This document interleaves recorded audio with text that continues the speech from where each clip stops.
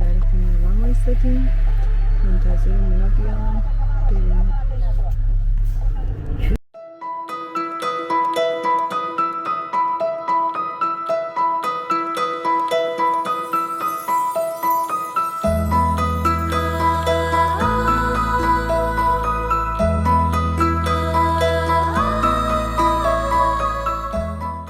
ما اومدیم اینجا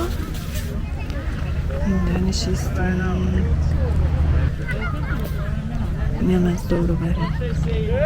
امسال به خاطر ماه رمضان خیلی دیروز یعنی 12 اومده بودم بیرون به جای امروز روزه هستم.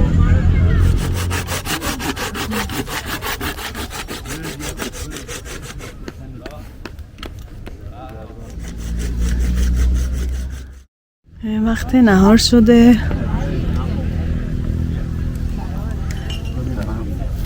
همه دارن آماده میشن.